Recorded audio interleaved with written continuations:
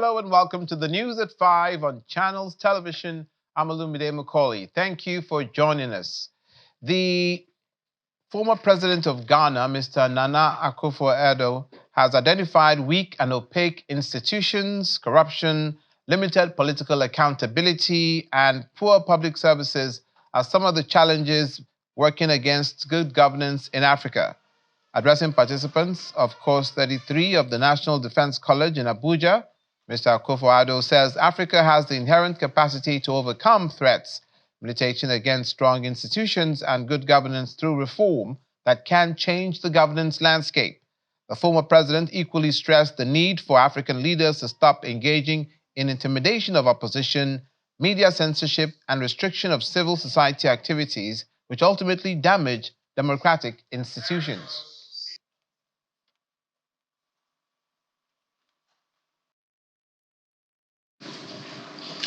Governance is still one of Africa's greatest challenges. Weak and sometimes opaque institutions, corruption, limited political accountability, and poor public services hold us back. These problems have deep roots in our colonial past, a past that broke traditional systems, drew artificial borders, and took resources without building strong foundations. Again, since independence, progress has been slowed by authoritarian rule, fragile democracies, and conflict. The result?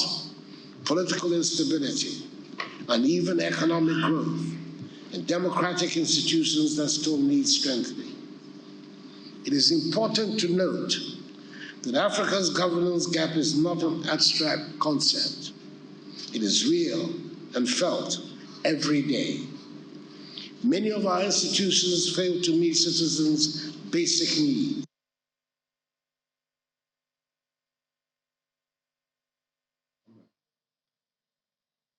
Former President of Ghana, Nana Akufo-Addo, rescue workers are still searching for more than 40 people after a boat accident in Kojiyo village, Goronyo local government area of Sokoto State.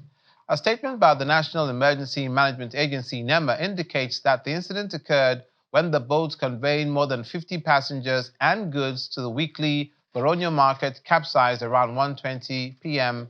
on Sunday. Now, the agency says 10 people have been rescued.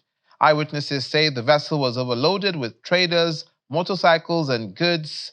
The passengers were reportedly from various communities in Goronyo and the neighboring Gada local government areas. Confirming the development, the chairman of Goronyo local government area, Zubairu Yari, confirmed that the exact number of passengers remains uncertain, admitting that the boat was overcrowded. According to him, rescue efforts are hampered by heavy water flow from the Goronyo Dam, which is currently being released to prevent overflow. The council chairman disclosed that appeals have been sent to surrounding communities to join in the search and rescue efforts for the missing persons, some of whom are feared dead.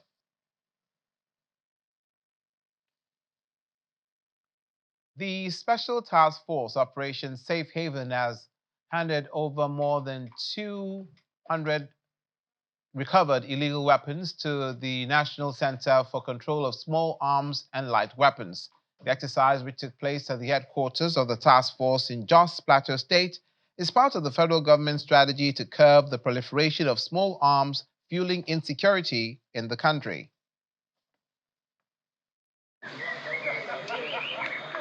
Displayed at the headquarters of the Special Task Force of Operation Safe Haven are 220 assorted small arms and light weapons, including 84 Dane guns, 66 locally fabricated rifles, 27 AK-47 rifles, pistols, mortars, and over 1,000 rounds of ammunition. You can have a look at all the weapons that have been recovered.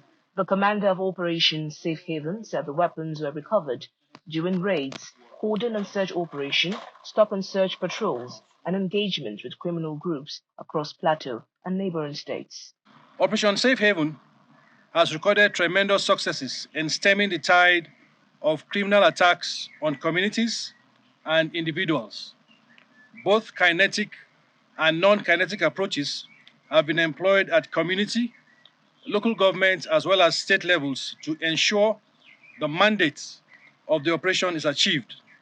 The combined effect of our efforts have led to the neutralization of numerous bandits in meeting engagements, arrest of suspects, recovery of weapons, as well as the arrest of gun runners and prosecution of those culpable in finding the embers of crisis in our areas of operation.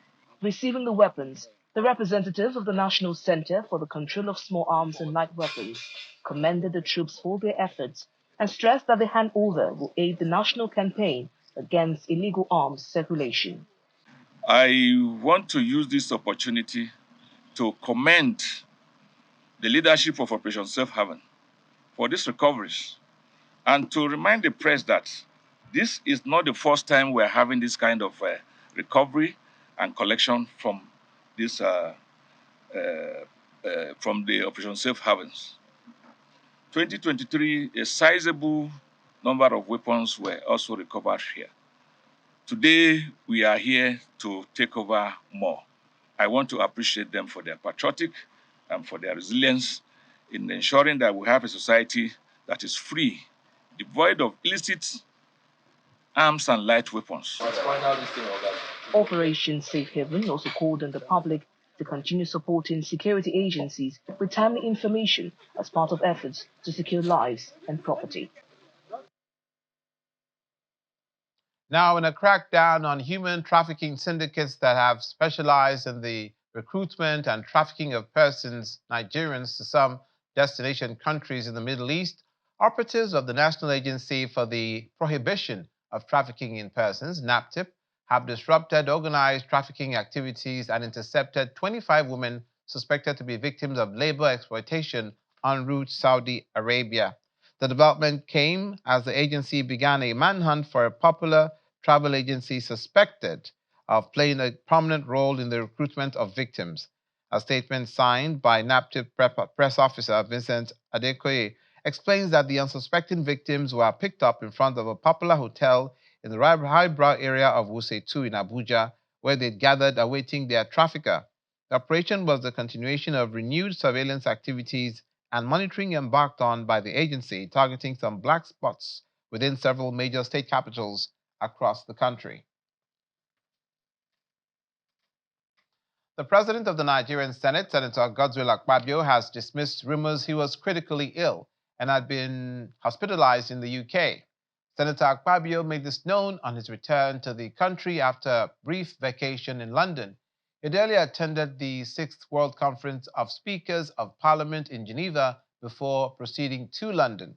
The Senate President arrived at the Nnamdi Azikiwe International Airport at about 4 a.m. on Monday, where he was received by senators, aides, and supporters. Speaking with journalists, he assures Nigerians of stronger parliamentary engagements when the Senate resumes. Before the evolution of oil, crude oil, governments, communities were run through taxes and through contributions. So Nigeria is looking at that era. So we are looking at the post-oil economy, post-gas economy. What can we do? We must exist. And so that's what the tax reform has done. And we also looked at the most vulnerable in the society, particularly people who earn below 1 million naira. Should they be paying taxes? And then we also mentioned to them the fact that if you are on a minimum wage, you don't need to pay tax. And this is part of the innovation that this administration has brought to bear. And the world was quite impressed.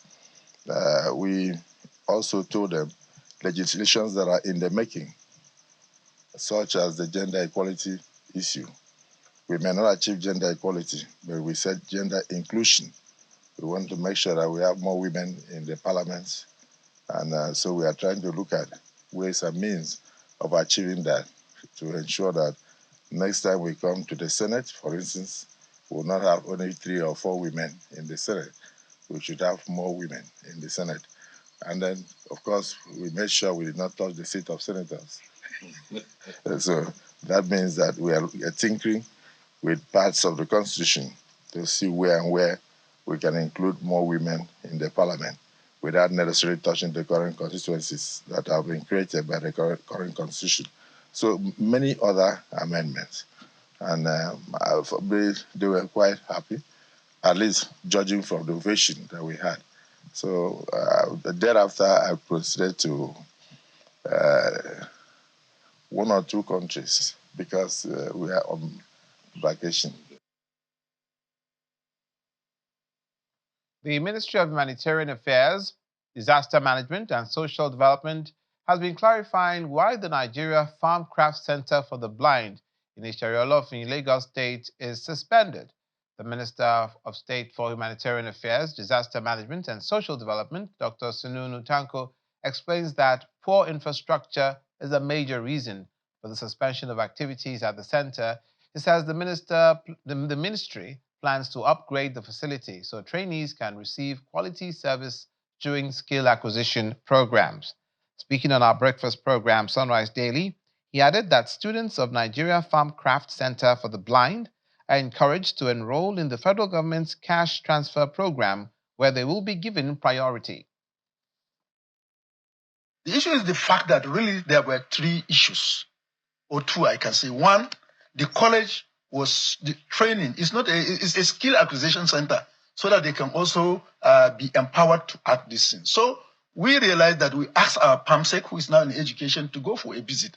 And he visited the school. The condition of the school for youth, people of special need, most especially blind people, is really not really acceptable. And we are afraid that something more terrible may happen. So we say, okay, in that case, we suspend, and that's what, suspend the training until we put in measures to upgrade the standard in terms of what we have for training and even living condition of the institution. And we factored this into 2025 budget. And then, unfortunately, they've all agreed that they haven't come to the ministry to confirm what is happening. They have not had any discussion with us. And in fact, they call and say alumni. I said, okay, all right. As alumni, you have right to protect your institution. And I can also do that. But the only thing we differ is your approach of blocking road, denying others people right. And they say, okay, they have not also received conditional cash transfer was being disbursed, and they went and they were just out. I say, okay, you see, the whole issue is where you misunderstood it. You did not get yourself enrolled, and your leadership, they said their leadership did not tell them. And I said, okay, what do we do now? Get yourself enrolled and you'll be given. And I will also have other grants that are coming. So we have agreed that definitely we'll give them, we'll look at them closely, we'll put this state in order, we'll prioritize them in the enrollment of whatever we are going to do. And every one of us are happy. I want to apologize, please, to all the commuters of that day who suffered unnecessary hardship because of what happened. Please bear with situation. And as a responsible ministry, will always be up to the task in terms of acting immediately when we had challenges like that. When we pray, the challenges may not also occur.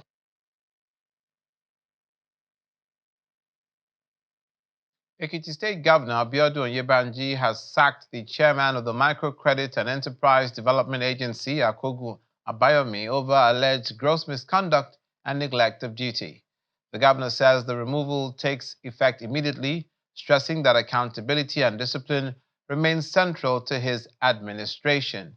He's also directing the former chairman to hand over all government effects in his custody as for the agency without delay.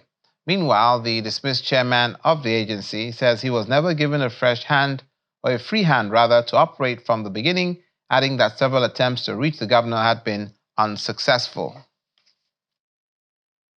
I don't formulate policies, neither do I sign checks. I don't disburse because there was no money to disburse. The agency was moribund when I took over. What I met in their account was 3 million naira, and there's nothing to disburse. And they recovered almost about 193 million naira from loans granted. But to my surprise, they have mismanaged 190 million out of the money recovered, which they cannot accounted for. And there was a serious argument upon which I now wrote on the board social media, indicting the Honorable Commissioner and the DG that they want to frustrate the activities of the agency. Commissioner for Trade, Investment, and Commerce. That's Honorable Commissioner Adeola. So when I was in Lagos, she called me. She said I was accusing her wrongly. I said, no, it is my duty and the board to know where this money is going to and to know the people that are benefiting from this money. Whenever I go on the street, people will be asking me questions that they learned our board is, our agency, is giving loans to people, and I was in the dark. That's their antics. When they know you are not following their trends, they would like to malign your character. I don't sign checks. They don't give me car. They don't give me office. They say I should surrender all the properties in my care. What am I going to surrender? Is it my personal house, or my personal vehicle, or my wife's vehicle? So I have my biro that I bought with my money. No stationaries, nothing. Whenever I go to office, they only give us minutes of meeting. I use my own stationaries. So I don't know where they come about all those stories.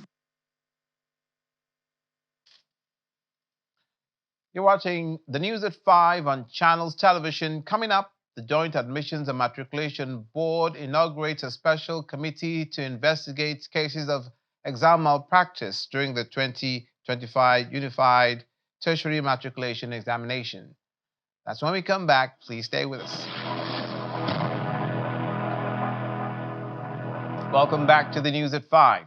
To education, the Joint Admissions and Matriculation Board, JAMB, has inaugurated a special committee to investigate cases of technology-driven malpractice detected during the 2025 Unified Tertiary Matriculation Examination. Speaking at the inauguration of the 23-member special committee in Abuja, the Registrar of JAMB, Professor Ishaq Oloyede, decried the rising sophistication of examination fraud resulting in the results of 6,458 candidates still under investigation for alleged involvement in high-tech cheating. According to him, examination malpractice has evolved beyond traditional schemes into technologically sophisticated forms, including multiple cases of biometric and identity fraud by some accredited CBT centers and candidates. Professor Oloyede, while stressing the need for urgent action to protect the credibility of examinations, announced the terms of reference of the committee. The terms of reference of the committee is to investigate all reported cases of image blending, finger blending, false claim of albinism, and result falsification in the 2025 examination admission. Number 2, identify the methods, patterns, tools, and technologies used to perpetrate this infraction. 3, review current examination and registration policies and recommend improvements. 4, determine the culpability or otherwise of each of the 6,458 suspected candidates whose results, excluding the albinism group, are still being withheld. 6,458. Recommend appropriate disciplinary actions or sanction against individuals or groups found culpable. Propose a proactive framework for the detection, deterrence, and prevention of technologically enabled examination fraud in future exercises. To politics now, a group from the All Progressives Congress APC in Edo State have accused the state secretary of the party, Lawrence Oka, of marginalization. According to them, most of the appointments so far for Edo local government area have gone to the secretary's ward, and that's Ward 7. The spokesperson of the Edo APC concerned group, Osamui Osadiaye, alleged that Mr. Oka has even chosen a candidate ahead of next year's local government council elections from his Ward 7. Reacting to the allegations, the publicity secretary of the APC in Edo State, Peter Uwajaye, says that the party will always provide a level playing field for members. He insists that allegations are premature at this stage.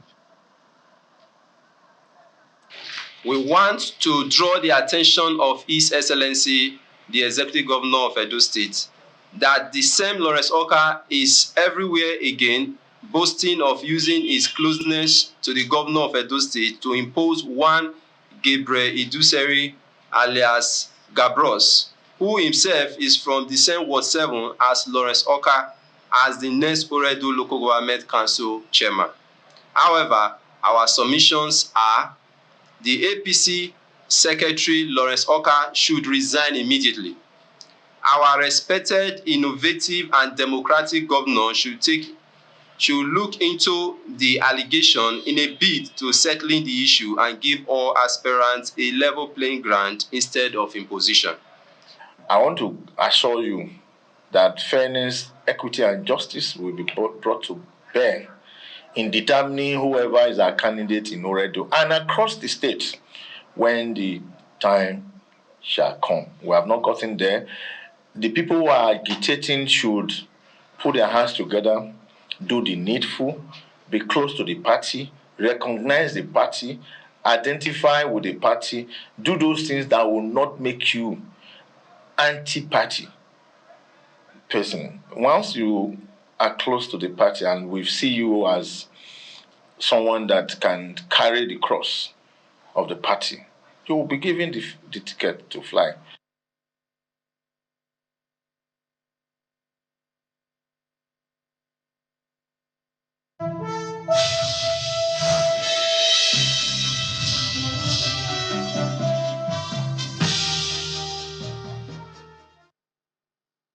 Now to business news. The Nigerian Insurance Association, NIA, has unveiled the NIA Innovation Lab, which is a 5-week accelerator program aimed at driving innovation within the Nigeria insurance industry.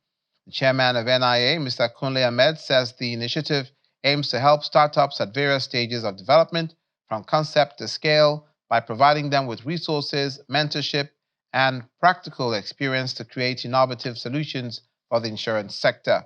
Some key focus areas: interested in solutions that address challenges within the insurance value chain, such as digital distribution, claims processing, customer engagement, and underwriting.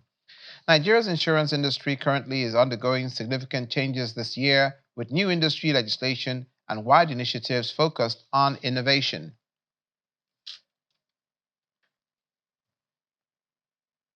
Waste collection in Lagos particularly has taken on a new dimension, as it has now become a means for sustainable living, economic development, and governance and corporate social responsibility. This is according to the Special Advisor to the Governor on Climate Change and Circular Economy, Titilayo Oshodi, who was a guest on our Business Morning program. She pointed out some of the key areas within the state where the government's Circular Economy initiative is targeting them at the moment. The Ayobo activation, for instance, having to collect 1.6 tons, of waste within 8 hours. If we look at the cost of carbon that we have captured, that could have landed in the landfills or landed, in the waterways, and you numerize it, into naira and kobo. If we fragment, if we, aggregate that across various communities, what we recorded at Ayobo, even on our plastic waste alone, was going to almost 300,000, naira, and in a day. And this is not limited to plastics alone. We had textiles, we had carton. Carton also has very, very high prolific, calorific content. So it becomes a catalyst, if we're able to simulate and replicate all of this across the various local governments, within the state. And that's it on the news at 5. Thank you for watching. I'm Olumide Mukoli.